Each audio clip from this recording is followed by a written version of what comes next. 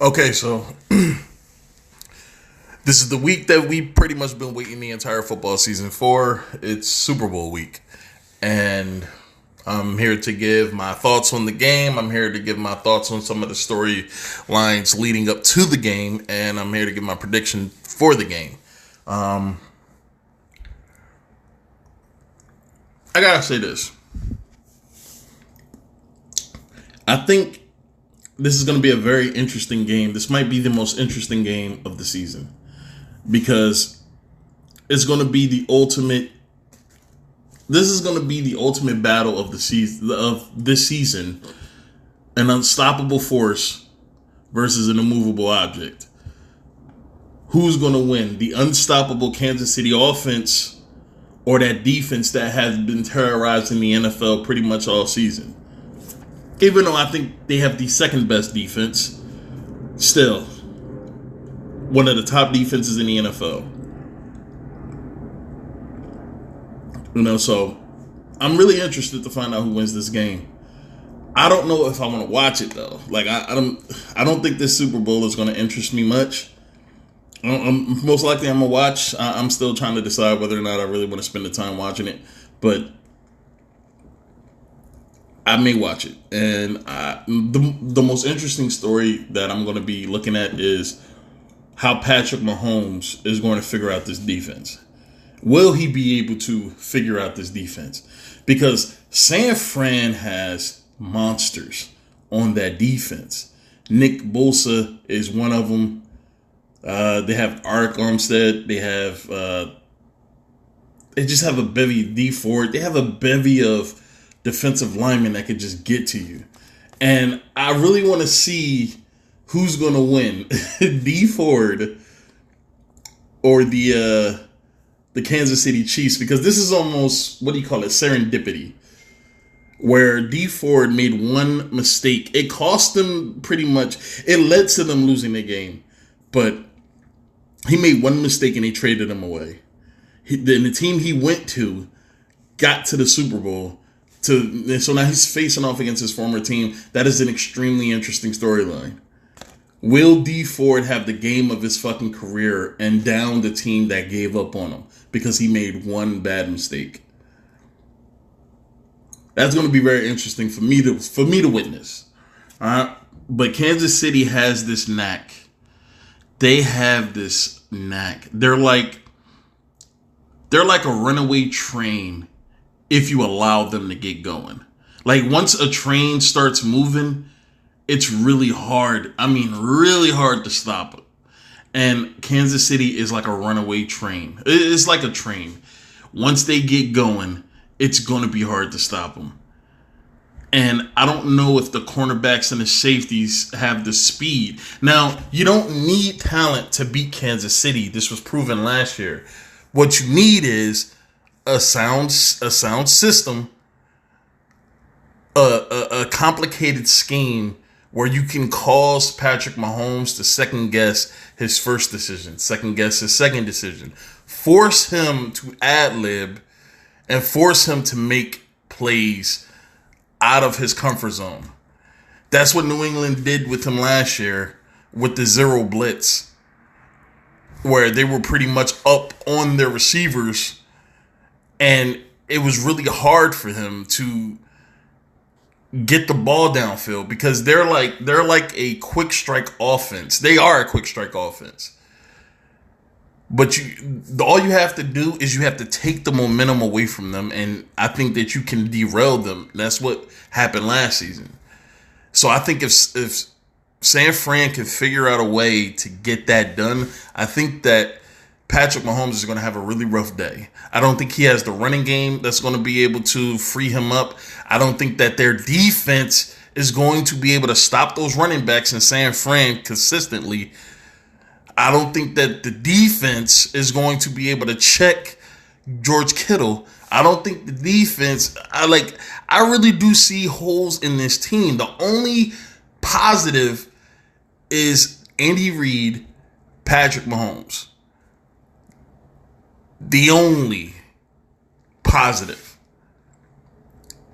And the rest of that team are just a bunch of liabilities. They are a bunch of liabilities And I think Tyreek Hill is only effective. He's only as effective as his speed will allow him to be. If his speed is a factor in this game, he's effective. If you take it away from him, you force him into an area where he's not, where he would have to adjust. So I'm gonna get the video started, and let's jump into this, because I think this is gonna be a really interesting game on so many levels. On a lot of different levels, this is going to be a very interesting game. So let's get it going. Marcellus, get us rolling. Should I be concerned the Chiefs are getting too much hype? Let's stay in the music analogy. It's time for you to face the music, brother. It does not matter what's going on in storyline and media when it comes to playing the game of football. Yeah, I would like to think that too, but I'm starting to realize that storylines drive a lot of the results that happen on field. Like I'm really serious. I believe that these storylines almost predict who will win the fucking game. Like, but I don't want to get into some whole conspiracy thing. All I'm gonna say is I think storylines are far more important than I think I'm willing to give them credit for. Like, they are far more important. The game of football is about preparation, and that preparation is the separation. And when you're in those moments of truth, I don't care what people say about you. I don't care what people think about you. I don't care what you think about yourself. Are you ready to execute in that moment of truth? I sat down with Barry Sanders one time and just, marveling at his greatness. And I said, Just one time? Just one time. Just one time. And I remember him saying, you know the difference between a 6-yard loss and a 60-yard touchdown run? 6 inches. Gap discipline. Eye discipline. You out of position. That's the difference. Not 6 media requests, not 6 articles written. It's about being ready in this moment. We've seen media darlings go out there and have amazing success. We also saw them wet the bed. So in a situation... And I agree with Marcellus right there. And this is what I'm saying. This is why New England constantly wins and other teams find it hard to consistently beat them. This is why I'm not willing to write them off just yet, because game planning is so important. Sure, you can get out on the field. You could be the most talented team. And this is what I'm saying. This is the only chance San Fran has to beat Kansas City on that field. They have to scheme perfectly.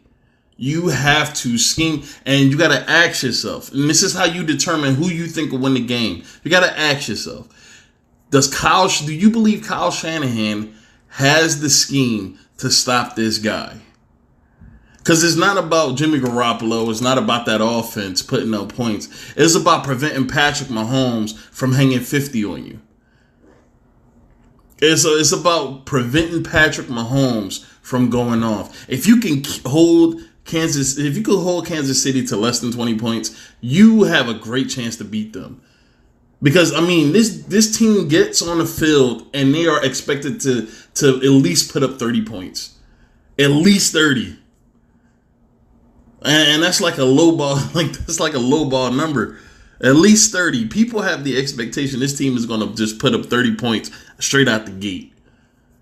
So you have to go into that game with a defensive game plan.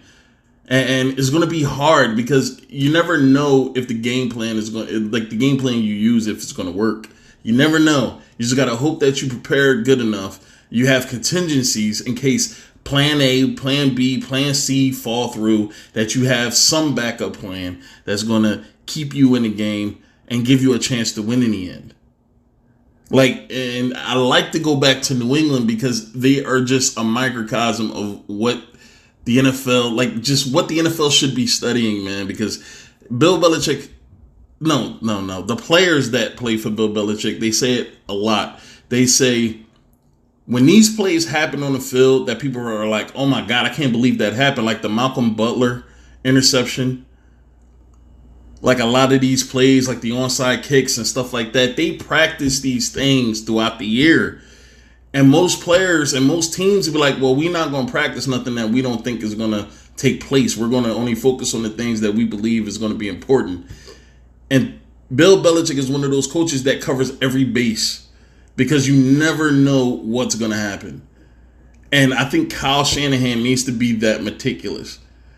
It's really that serious. He has to be extremely meticulous. If you want to beat Patrick Mahomes, because we've seen what happened in Houston. Sorry. We've seen what happened in Houston. And I'm not saying Houston is on San Fran's level. But Houston let up on the gas one time. And they suffered dearly for it. And they gave up a shitload of points. I mean, they could not stop them if their fucking life depended on it. And that's the threat of Kansas City, is that if you give them a chance, if you let them get any sort of momentum, you're done. Like, it's not too much you can do, man. Like, once Patrick Mahomes have you down and has his foot on your throat, like, he usually finishes you off in spectacular fashion. Like, yeah, like it's that crazy. And anybody that watches football knows that this kid has the ability to do that. This team has the ability to do that, but I think it's so much because of Andy Reid and Patrick Mahomes that he is who you have to stop. If you stop him, you beat this team. Because there's not much Andy can do outside of Patrick. Once you take Patrick out the game, it's over for them. I'm sorry I went on a spill right there, man, but I'm just explaining, like, this is what San Fran needs to focus on. This is what they need to do. They need to devise a plan. I mean, you have to have branches to your scheme. You have to have branches. There has to be so much that you prepare for. Like, these past 2 weeks, every day, man, practice, going over different scenarios and figuring out how to make this very useful against this guy. Because you need to know what you're going to do. You need to know if they get out on that field and they look like they don't know what the fuck to do, like, he's going to take advantage of it. So let's get back to what they're saying. Like this, I would just go out there. If I'm the Kansas City Chiefs, I'm not counting what's happening on the outside sphere. It doesn't matter if they introduce the 49ers first or introduce us first. You can look at that two different ways. If we go first, they know we're the stuff. If we go last, they're saving the best for last. It's all a story that you tell yourself, but make sure you tell yourself the most important story. Be ready for those moments of truth. Yeah, I'm going to say that it doesn't matter what the players are saying, like the Kansas City players, like the skill players. It doesn't matter what they're saying for the most part, because they're not as effective as they believe they are. They are system players. Their value to that system is their ability to separate. That's their value to that system. The running backs, the tight ends, the fucking the wide receivers, it's their ability to separate. That's their only value to the team. The real value to that team is Patrick Mahomes. You need to see if he is feeling himself. And I got to tell you this, Patrick Mahomes is not, I don't believe for 1 second this kid is going into this game thinking that he's going to blow this team out. He's going into this game prepared. Like, as prepared as he's going to be. He does not want last year to happen again. He does not want last year. I'm going to put it this way, and this is pretty much what I'm assuming his mindset is. I don't want to give my defense the chance to win us this game. I want to win us this game. And I'm going to be ready. That should be his mindset, and I'm assuming that is his mindset. Patrick does not seem like one of those kids that the moment he smells success. Now, he did early on, man, with the no-look passes that he was practicing, and I'm like, yeah, that's too much, bro. That's like way too much. You're doing too much. And it seemed like he calmed down on that, and he started focusing on, because he missed Travis Kelce wide open downfield trying to throw a no-look when all he had to do was just deliver the ball to him because he was open. But he overthrew him because he was trying to throw a no-look pass. If that Patrick Mahomes shows up, they're going to lose that game. If a prepared and serious Patrick Mahomes show up, I don't think there's really anything San Fran can do other than scheme perfectly and play a damn near perfect defensive game. Otherwise, man, they're gonna get shit. They might get 60 put on their head, man. I don't know. I don't know. You never know what Patrick is going to do, man. You never know. Well, if I'm a Chiefs fan, I have to have a ton of trepidation going into this game. You cannot buy into the hype of selling offense, selling touchdowns, and selling long passes and Mahomes. But isn't that the league now? Isn't that the whole reason why the league was changing defensive rules so much? Because they're trying to free up the offense. Like, people give New England so much shit for not winning the title for from 2005 to about 2014, 2013. Like, they gave them so much shit for not winning a championship in between those years. But nobody brings up the fact that the league, after the 2004 season when they won the Super Bowl, like, they changed so many rules. This is why Indianapolis was able to defeat them the following year. This is why teams have been able to beat them the following year, man, because New England's bread and butter back in the early 2000s was physical. Like, their corners used to get up in the receiver's shit. Like, go back and look at some of those highlights of the defense of New England during the 3 championships in 4 years. Look at that defense. They were on those receivers' ass. I mean, they were fucking hitting them wherever. And the league changed the rule where you can't bump them after 5 yards. Once they go 5 yards, you have to leave them alone and let them get wherever they want. And they just started slowly changing the rules over time. And you know what New England did? They adjusted. This is why Tom Brady, early on in his career, and this is why people can't try to count his statistics early in his career, because the league was different. And he was asked to do different shit. All right? The league is offensive now. It is offensive. This is what they're pushing because they need casual fans. They want more fans.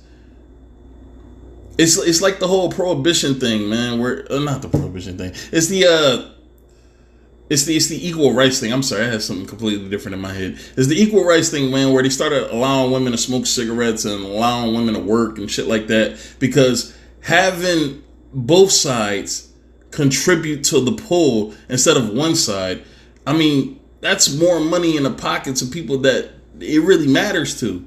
So instead of having die-hard hardcore who've been watching football their entire fucking life, who are your core fan base, you want to bring in the people that don't give a shit about football. So you got to market the pretty boys. You got to market the funny. You got to market the charismatic. You got to market these people.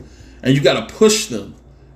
This is why they wanted Russell Wilson to win MVP in the Super Bowl. This is why they wanted him to pass instead of giving it to Marshawn Lynch to run it on the 1 yard line, because Marshawn was the exact opposite of the role model that they wanted to be the face. Because I honestly believe Marshawn would have won MVP if he would have scored that game-winning touchdown. Because he was pretty much, I think he was the only thing about that offense that I would say, yeah, I think they're having a hard time stopping that guy. They were on Russell Wilson's ass for most of the game. But Marshawn was the X factor. And I believe they didn't want him to win the MVP award. So they wanted to give the greatest play of the season to Russell Wilson, and it backfired. Because they're trying to market the league to people and to children that really don't watch football, have no interest in football. And this is an offensive league. This is why I keep saying, man, like it's so awesome to watch defense prevail in a time where they're trying to handcuff defense so much. They are trying to handcuff defense so much. And then people want to come out and say, well, you know, there's probably less pass interferences and all this other stuff, man. But that doesn't mean that defenses aren't handcuffed. Defenses are handcuffed. This is why you're able to watch Patrick Mahomes literally burn a team for 50 fucking points in a row. Or no, like 40 points in a row. Non-stop. Nothing they can do about it. And Houston has been known to have great defensive teams. Like, they have had some of the best edge rushers. They have had some of the most, like AJ Boye, the cornerback in Jacksonville, when he was paired up with Jalen Ramsey, they became, for 1 year, one of the most lethal cornerback tandems in the NFL. And AJ Boye was a huge part of that. AJ Boye was in Houston. He made his name in Houston. Houston has been known to have great defense. They couldn't stop shit. J.J. Watt, I think that was a bad way for him to end the year, to be honest. But, you know, he's a warrior. Like, this is an offensive league. This is an offensive league. Becoming the greatest quarterback of all time. This 49ers defense is more than capable of dismantling that Kansas City offense. And all right, now people are going to give him some pushback on that, and I'm going to say this. I think this defense is capable of it. But again, you have to scheme. You have to scheme perfectly. This defense, the talent on this defense don't mean shit if you can't scheme perfectly. Like when you have Richard Sherman out there, when you have Quan Alexander, who was a big-time linebacker in Tampa Bay, who nobody talks about. When you have that defensive line, when you have Reuben Foster, like, this defense is very capable of stopping this offense. They are very capable of doing it, but it relies on the coach to get it done. It relies on the coach to get it done. Furthermore, Dismantling. That's a strong word. Dismantling that Kansas City offense. And furthermore, what could actually happen and could be even more of a factor in this game is we're really not talking about the 49ers offense. People are not talking about the matchup as it applies to offenses versus offenses. It's not apples to apples. This is an apples to orange comparison. Everybody thinks it's the Niners defense versus the Kansas City offense. And what I'm telling Yeah, and that's because they're playing each other. You don't see Patrick Mahomes out there trying to fucking play safety defending passes. This is why, like, I hate when people try to say that. They try to say, well, this is why this quarterback beat this quarterback beat that quarterback, this quarterback beat that quarterback. But they're not playing, their teams are playing each other. They're not playing each other one-on-one. They're not defending, like, one person's not defending the other person. You are playing the defense. When you are a quarterback, you are going up against a defense. You're not going up against another quarterback on the field. This is why I don't get it. When you make these arguments about quarterbacks beating other quarterbacks, you have to say this team beat that team. And then you have to give your reasons why this quarterback outplayed that quarterback. Like, it's not quarterback versus quarterback. It's not offense versus offense. That's retarded. You don't see offenses out there defending. Like, it's stupid. you right now, you better pay attention to the way the 49ers have been running the football. Pay attention to the way Garoppolo has been protecting the ball and his confidence level. And I said this, and people gave me some pushback. Garoppolo is only throwing like 8 to 10 passes because dude was he was prone to turnovers. Now, they may not reflect in his numbers because, again, I said this is an offensive league. Like, and I said this in another video, for every interception you throw, quarterbacks throw like 2 or 3 touchdowns. Like, seriously, like, it's an offensive league, man. It's an offensive league. So, I don't trust the numbers. Just like back in the 60s and 50s, like, you can't look at the numbers, like, because they used to regularly have probably more interceptions than touchdowns. Even some of the best quarterbacks in the NFL, or just as many interceptions as touchdowns. Like, those are very deceptive numbers. Like, it's, the rules, the time of the fucking era, like, it just, those play factors. So I don't look at Jimmy Garoppolo's number and I say, oh, well, he's protecting the ball. Look, he has 22 touchdowns and 13 picks. For every 1 interception you throw, most quarterbacks throw at least 2 touchdowns. Now, on a rare occasion, you do have somebody like an Eli Manning that throws a shitload of interceptions. And I think Garoppolo has that tendency of being too careless with the ball. And I think if they rely on Jimmy to win them this game, I'm not saying he can't do it. I'm just going to say this. It'll be a huge risk if they have to depend on Jimmy Garoppolo to win them this game. And I'm not saying Jimmy can't get it done. I'm just saying, like, I don't know if the guy has what it takes right now to get the job done. I'm not saying he will never have it. He just doesn't have it right now. But we'll see, man. Super Bowls are where legends are born. And Jimmy is going to have to prove that. If he said he was better than Brady, 2 years ago? He said he was better than Brady. This is your time. You have to do this. You have 2 Super Bowl championships. You did not win either one of them. Like, you were on teams that won. It's different. I think it's going to be a very, very hard task for Kansas City to be able to beat this 49ers team. I would say this. I think, one, it's really important how you hear that noise. If you're the Chiefs, do you buy into that hype? Do you listen to that noise? Do you let it affect you? Do you get overconfident? Because that's the worst thing that can happen to you. Here's the thing that I think would settle me. Real quick, Mark Schlereth coming in with the really good point. Like, that's the only person that it matters to is Kansas City. How are they going into the game? What mindset do they have? And instead of Andy Reid being a player's coach, he needs to be focused on getting these boys ready to go to war because they're going to have to win this game.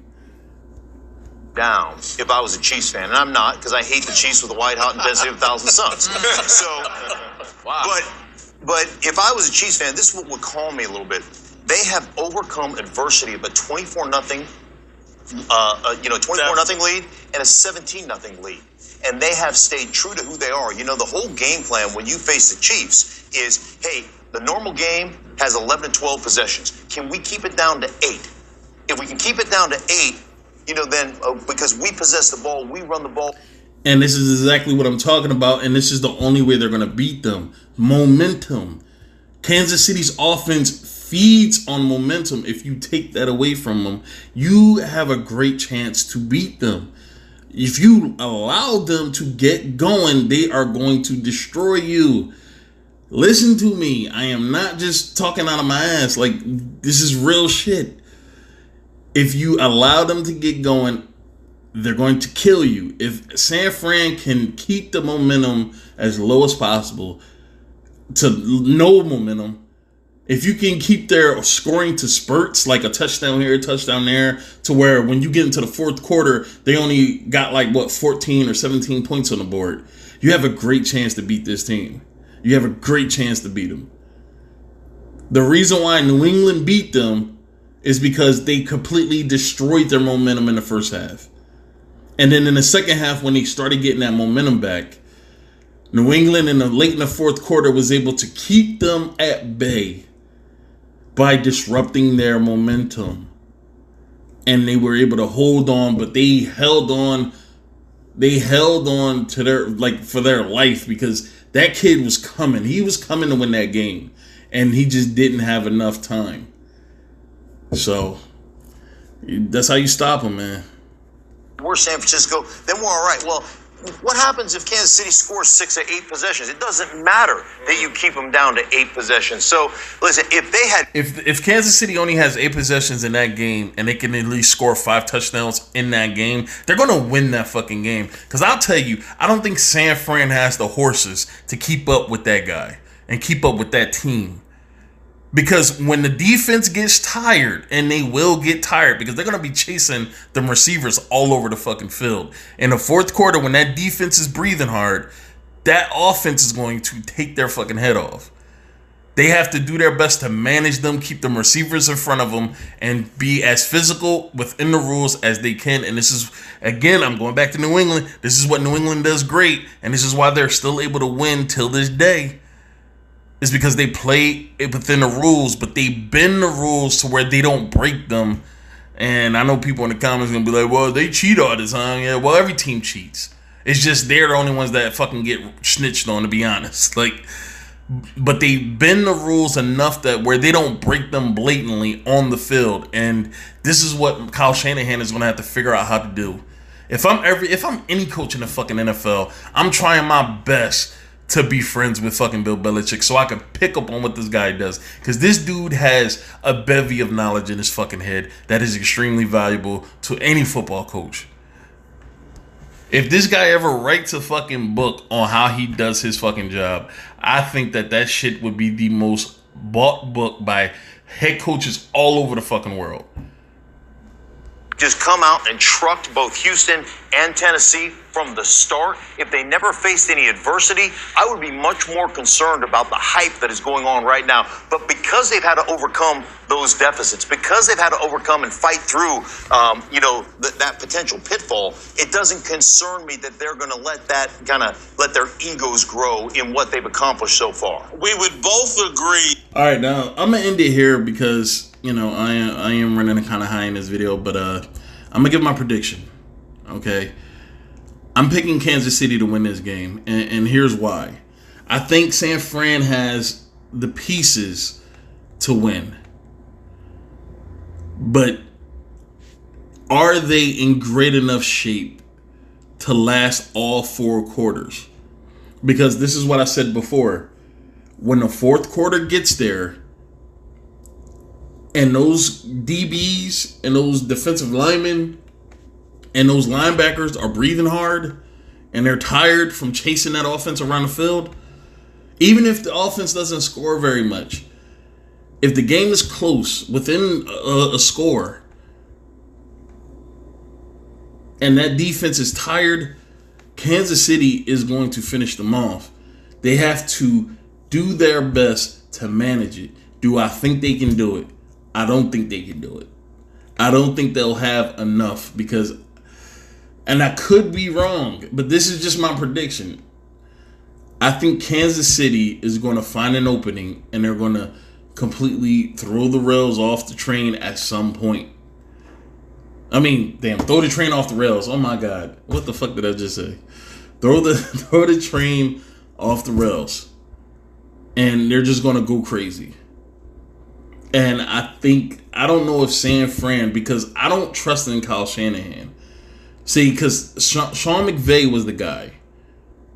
Sean McVay was supposed to be the next big thing. And his team, as talented as they are, didn't even make the damn playoffs. Sean McVay was supposed to be the next big thing.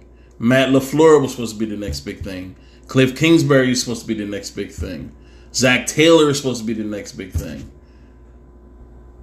And Kyle Shanahan is supposed to be the next big thing, apparently.